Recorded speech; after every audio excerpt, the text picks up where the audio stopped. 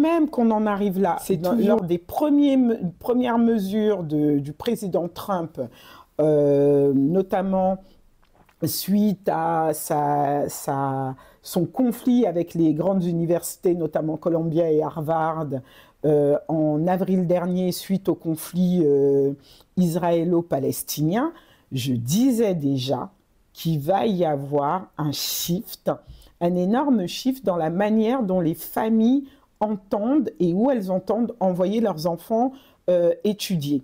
Et je disais également que, compte tenu de ces restrictions, je pensais, c'était une réflexion que je me faisais, que beaucoup de parents devaient changer et beaucoup d'étudiants devaient changer leur stratégie en France et ailleurs. Ah ben maintenant, ce n'est plus une réflexion, c'est une nécessité.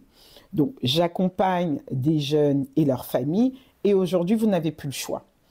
Étant donné que les Big Four sont quasiment fermés pour beaucoup d'étudiants, pour des raisons diverses et variées que je viens d'expliquer, par contre, beaucoup d'étudiants ou ceux qui viennent de fraîchement finir leurs études vont se rapatrier en Europe et ailleurs, et notamment en Asie, comme je l'expliquais. Vraiment, allez lire ma petite tribune. Je vais essayer de faire également un article en français, comme ça tout le monde comprendra, parce que là, je ne peux pas aller dans les détails. Alors, ce que j'expliquais, c'est que, tel que j'analyse les choses, si vous êtes, et en plus le marché du travail est extrêmement tendu, H1B visa ou pas, c'est très très grave, enfin, ce qui est en train de se passer sur le marché du travail. Vous êtes diplômé de Georgia Tech, vous ne trouvez pas de travail, et en tech et en STEM. Donc imaginez un peu ce qu'il en est. Tout le monde pensait que tu avais un degré un diplôme dans les STEM, en IT par exemple, tu avais trouvé un travail à six-figure salary. C'est plus du tout ça. Le marché n'est plus ce qu'il était.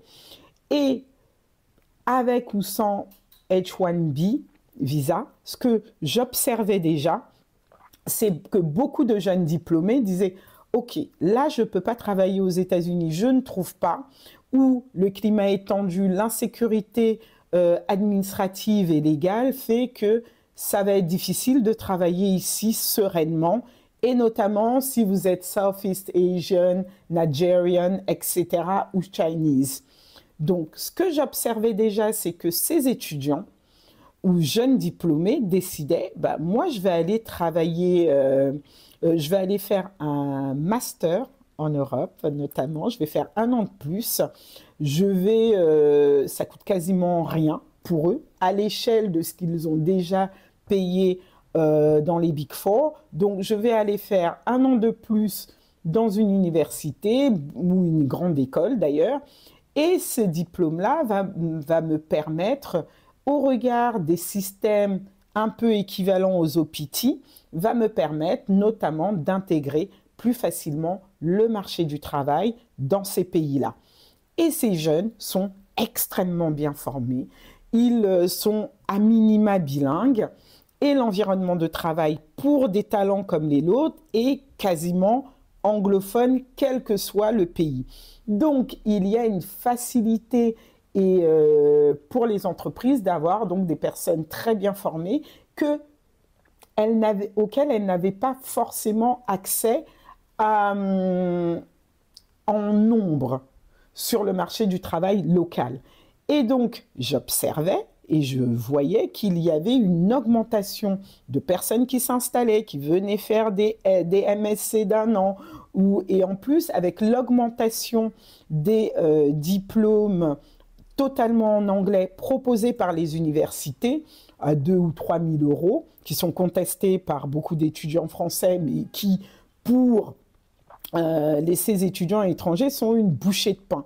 Et notamment, j'ai observé énormément de vidéos, enfin un nombre plus important de vidéos d'étudiants philippins, nigérians, indiens, faire des vidéos en expliquant comment venir en France, comment aller en Roumanie, enfin plein de pays européens pour pouvoir faire un MS, en tout cas d'entrer dans les pays EU pour pouvoir donc faire une année qui leur permette de plus facilement d'intégrer le marché du travail.